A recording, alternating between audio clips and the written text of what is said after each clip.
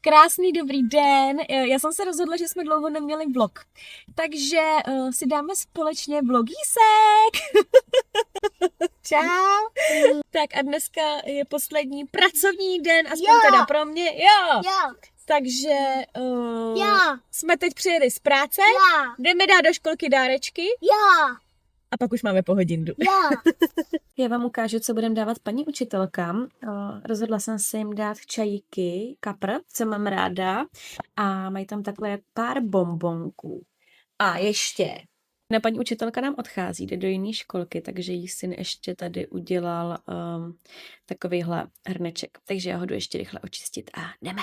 Já jsem ho včera ještě zalakovala a jinak je to pokreslený fixama, takovýma těma na dekorování od Centropenu.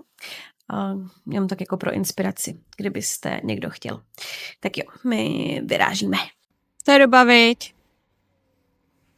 Kde je ta teta? Výborně. No já už taky nevím, kde jsou. Jdeme jim naproti? Ne. Budeme tady čekat? Já věříme, jo. No tak počkej, musíme přejít přes silnici. Tak já jdu teďka dělat oběd. Budu dělat těstovinky s tuňákem a se zeleninou. Mám hrozný hlad, takže se těším. Reálně jsem se dneska ještě nestihla najíst, protože prostě jak je před Vánocema, tak je všude brutální fičák. V práci, doma, všude. Musím uklízet, nestíhám to, večer jdeme na adventní hru, ještě půjdeme do restaurace, protože manžel objevil novou restauraci, nějakou pizzušku, takže budeme najíst do pizzerky i se synem všichni společně. No ale zítra v sobotu si myslím, že by to mělo být všechno klidnější, že se budu fakt věnovat už jakoby naplno úklidu a ještě uvidíme, jestli ten vlog bude jenom vlastně jakoby ze dneška, nebo jestli to spojíme do více dní. A pak vám to v neděli vyjde. Ten vlog dělám vlastně jakoby i z toho důvodu, že mi to přijde takhle před těma Vánocema takový jakoby oddychový téma, ale samozřejmě mi můžete do komentářů napsat, co byste chtěli příště, jestli třeba nějaký nápad na něco a tak podobně. Takže po Vánocích, respektive asi až spíš od ledna se tomu budeme věnovat nějak zase jakoby v tom vyloženě háčkařském smyslu. A teďka si to uděláme prostě takový odlehčený a lidský. Já vám chci ještě ukázat, jak zatím vypadá svetr, který háčkuju. A je to vlastně háček. A je to vlastně svetr, který háčkuju z nějaký svý hlavy, jo? Není to jako návod. Je to svetr dělaný raglánově. Tady na YouTube, když tak mám návod na to, jak uháčkovat raglánový svetr. A jako vzor jsem použila Alpine Stitch. Na ten tady mám návod taky. Takže zatím vypadá takhle. Já myslím, že dneska večer budu dokončovat a že bude skvělý. Nicméně nebude pro mě, ale k tomu vám povím víc až příště. Teďka ještě není ten správný čas. No a loučení s paní učitelkou bylo jako dojak, protože paní učitelka vlastně měla syna od té doby, co nastoupil do školky, syn je teďka při školách, takže je to poslední rok. A bylo to takový jako smutný, ale věřím, že paní učitelce jakoby bude líp, protože odchází z nějakých jako osobních důvodů. Ale je mi to líto, no, protože to byla jako skvělá ženská a no, takže tak.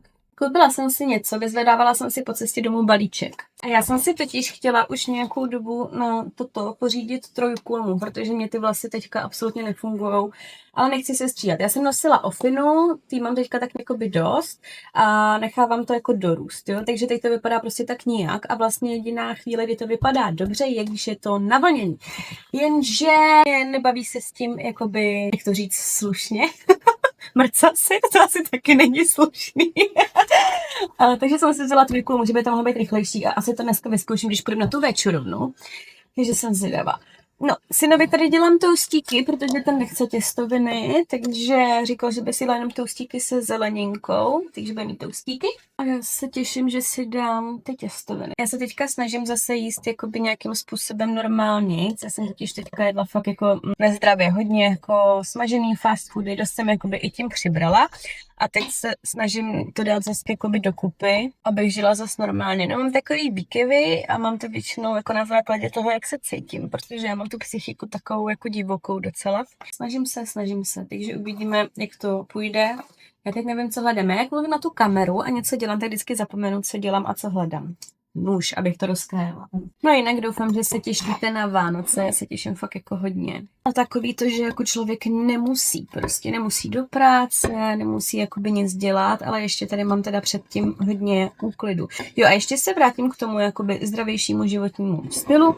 Já jsem si včera koupila, protože jsem dostala v práci jako odměny, tak jsem si říkala, že bych to mohla jako investovat prostě do sebe. No a koupila jsem si chodící pás, protože já třeba nesnáším jakoby běhání, mě to fakt jako hrozně vadí, jo. A pohyb, který je pro mě jako dobrý, tak je kůze. Takže koupila jsem si teda ten chodící pás a včera už jsme ho jakoby tak nějak jako zkoušeli, protože jsem ho měla doma večer a myslím si, že to bude úplně skvělý. Já jsem jako takový typ člověka, co je jako chůze skvělý, yoga super, ale pokud jde o nějaký, jako řeknu, jako, já nevím, no, běhání a prostě nějaký jako vrcholovější sporty, tak to jde úplně mimo mě. Nemám to ráda. No a nebaví mě to, protože to nemám ráda. No a aby to bylo nějakým způsobem jako pro mě udržitelný, tak prostě potřebuji dělat něco, co mě baví. A nechci to dělat tak, že to bude jako předsevzetí, že to bude od ledna, protože to mně přijde prostě jakoby blbost. Když to chci, tak začínám rovnou, takže já už jakoby třeba týden se snažím existovat nějak jako normálně. A vidíme, no, třeba mi to vydrží. Třeba se dám zase trošičku do nějaký jako formy a bude to lepší. Tak. Jinak teď nějak nic neháčku. Háčkovala jsem nějaký edličováky, který jsem slíbila a dělám ten svetřík. A až dodělám ten svetřík, tak budu dělat topík, takže jedu teďka v tom oblečení a miluju to. Budu dělat topík z té příze od Tvorboshopu, co jsem dostala minule, to jste viděli. Já vám ještě ukážu. No a to je tahle ta příze, ale vy to nevidíte a já zkusím rozsvítit.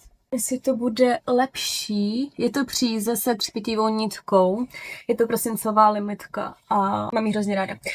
Jenom tady takhle jako připomenu, že když budete nakupovat na Tvorboshopu, použijte můj háček, to vždycky řeknu špatně, použijte můj kód háček 10, budete mít 10% slevu, což je fajn.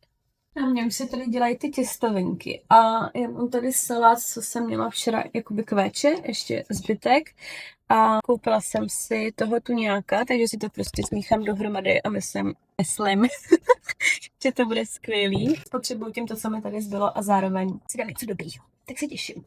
A musím pak udělat myčku, pak jsem si navyslíbila, že si s ním půjdu na chvilku hrát, potom chci uklidit na chodbě, potom v 5 musíme jít na tu adventní hru a ve 7:45 máme tu restauraci. Nevím, jestli jsem vám říkala o té adventní hře, každopádně je to strašně jako hezký.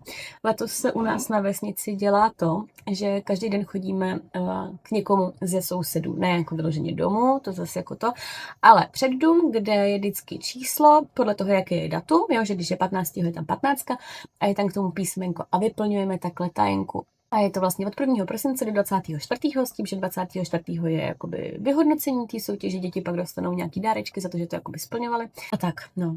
Mimochodem včera jsem ztratila ten papír s tou tajenkou, což už jsme měli jakoby vyluštěný jako do toho asi 18. nebo kolikátýho včera bylo, 18. Takže jsem si musela poprosit o novej a musíme se to tam dopsat, no.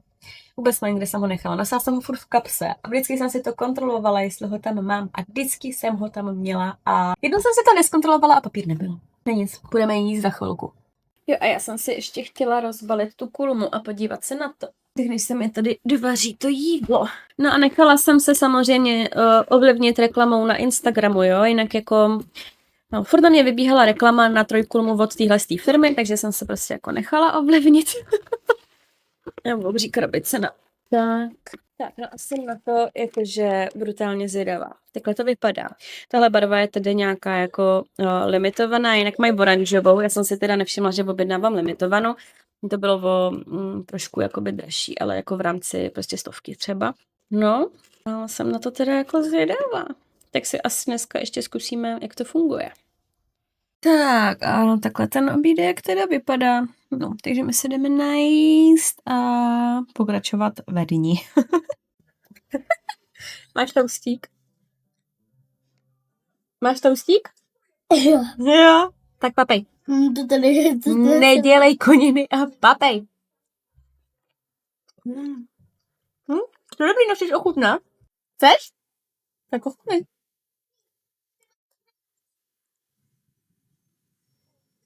To je okurka. My nakonec nikam dneska nejdeme, protože syn začal během odpoledne strašně kašlat.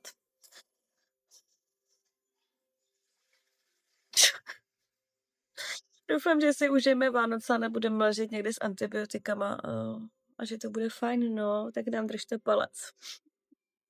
Jsme tady teďka zalezlí a vypadáme hrozně a odpočíváme a ach jo.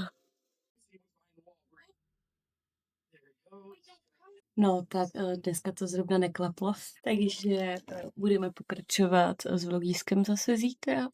No, doufám, že budeme zítra už lepší, teda jako jsem v pohodě, mám takový návaly vedra, ale zítra. Cože chceš udělat? Nakopatý zadek? Tak já tady dodělávám ten svetřík, dnes to určitě bude dokončený, tak vám ho ještě v tomhle videu rovnou ukážu. A chtěla jsem vám jenom říct, že jsem si v poslední době oblíbila háčkovat prostě s těma úplně obyčejnýma kovovejma háčkama. Nevím, kde se to ve mně vzalo, ale prostě mě to začalo strašně bavit a vlastně mi to najednou do té ruky i jako vyhovuje. Tak, jenom tak, no, celý ty roky, vlastně třeba 5-6 let, spíš 6, jsem používala jako z rukojetí nebo dřevěný a tak podobně a teďka jsem prostě přešla na tohle a já si to jako nemůžu vynachválit, no. Dřív mě z toho hrozně ty ruce bolely a teďka je to, co potřebuji. Takže my tady máme puštěný Dčko a patabat dnešní večerníček. A háčkuju a tady mi leží moje nemocné zvířátko. Dneska budeme spát v obejváku, budeme mít takovou večerní pártošku. Budeme tady chillovat a koukat na pohádky. Normálně ji zapálil. Dík. Tak, krásné dobré ráno. Dneska je to docela divočina, protože přes noc se přidala ještě teplota, nicméně kašele jako by lepší, teplota byla jenom zvýšená. Ideální čas před Vánocem samozřejmě. No, takže tak. Jdu si dát teďka vanu, budu nám udělat nějaké jídlo a tak no. A včera jsem začala háčkovat z toho klubíčka od Tvorbošopu s tou třpitivou nitkou, z té ledové královny. A zároveň jsem dodělala ten svetr, takže vzhledem k tomu, že máme dneska takový pomalejší tempo, tak vás do toho vezmu sebou. Chceš do toho čajíku met? Ne. Bez medu dneska? Jo. Dobře, tak nesu. Jdu dělat myčku a jídlo, jo?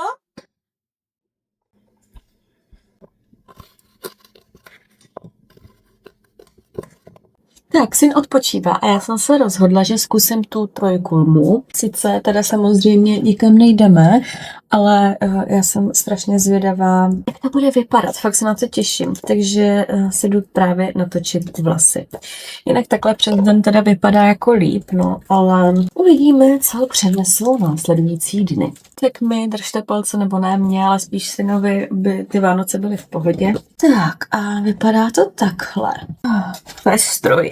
Upereme tady pračka, tak snad mě slyšíte. Jako malovat se dneska nebudu, protože to nemá cenu samozřejmě, ale doufám, že to zvládnete. Ale tohle to mě fakt zajímá, chci to prostě vyzkoušet. Tak, mám to v zásuvce. Zapneme.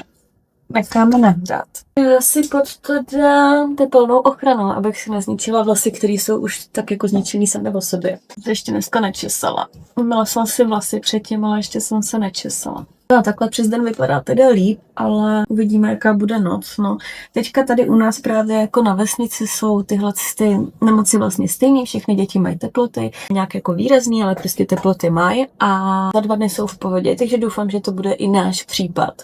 Tak nějak si oddělím ty vlasy. Tohle prosím vás, jako já vím, že vám je to jasný, ale radši zmíním, že to fakt není jako spolupráce, jo? Že jsem si to prostě chtěla koupit, tak jsem si to prostě koupila. Tak dám si tam tu tepelnou ochranu. A už se mi to tady nahřívá, už to bude. To stříká. No a když to bude hezký, tak já bych to právě chtěla na Vánoce, proto to potřebuji vyzkoušet teď, jo. Takže, abych to neskusila na Štědrý den a nezjistila, že v tom vypadám jako pako. No doufám, že v tom nebude vypadat jako pako, když už jsem si to koupila, že? Tak, mám to nahřátý, že mi neupadnou vlasy. Já vůbec nevím, jak dlouho bych to tam jako měla nechávat. Takže nemám odhad, uvidíme.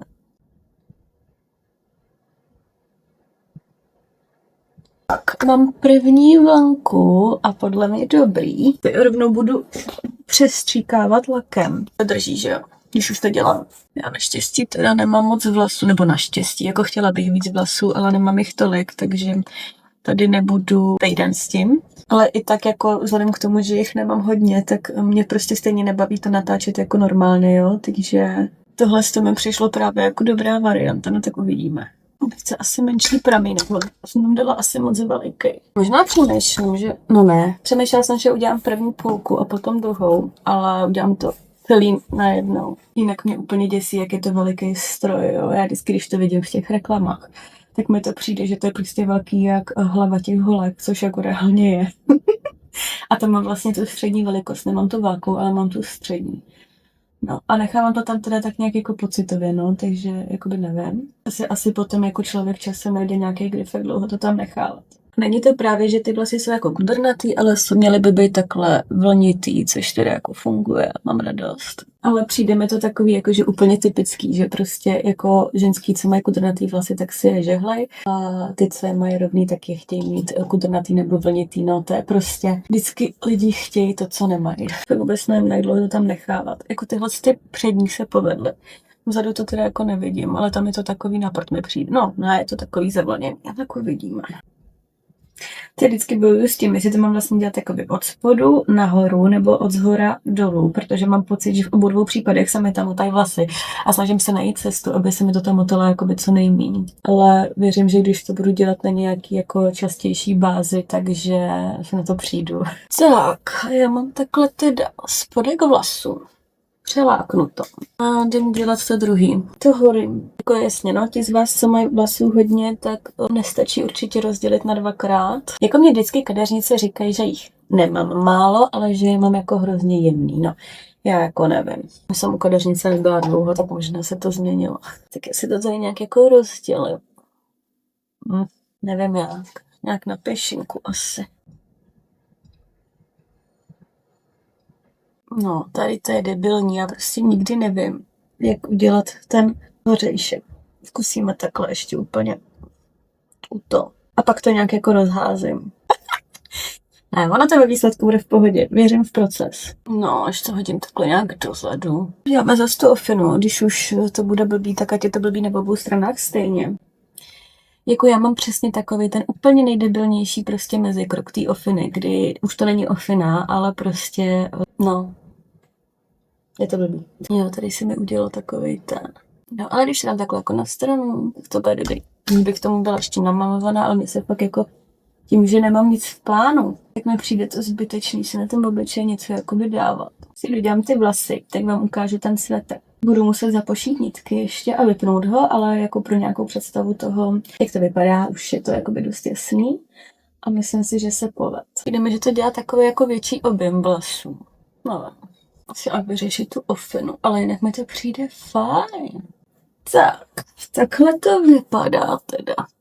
Jako musím nějak vyřešit tu ofinu, ale jinak to podle mě vypadá jako fajn. Jsou to takové jako vlnky, není to úplně kudrnatý, což jsem ani jako nechtěla. Takhle ne, musím vyřešit, co s tímhle, no. No nic, to si jako osahám ten hořejšek, to zjistím, co s tím, ale no já jsem spokojená. Je to takový, já mám ráda, když je to takový jako neupravený, já nevím, jak to jako nazvat.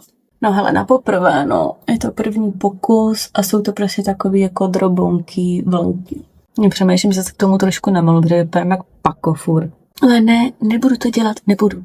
No, já myslím, že když to bude takhle, ta ofina tak nějak jako hozená někam do neznáma, takže je to fajn. A když tomu budu namalovaná, tak to bude určitě fajn. Bude to dobrý. A netrvalo to ani dlouho, trvalo mi to asi 15 minut. Což mi přijde dobrý. To je i čas, který jsem schopná jako ráno obětovat. No, takže já myslím, že dobrý. Tak a já vám jdu ještě ukázat ten svetřík, takže dopadnou takhle. Má akorát rukávy, akorát tělo a já ho ještě budu zapošít a vypnout, ale myslím, že to je fajn.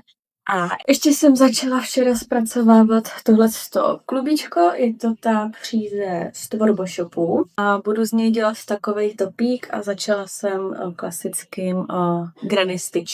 Takže ten bude takovej barevnej. Napij se! No, takže to bude takový barevný a budu háčkovat, takže uháčku jednu část, otvoru na hlavu a prohodím to za sebe. Jdeš se sem podívat na video? Co? Co jsi říkal? No, to už teďka teda bude všechno. Tak se mějte hezky, napište mi do komentáře, co na video říkáte a já se na vás budu těšit zase u příštího povánočního videa. Ahoj!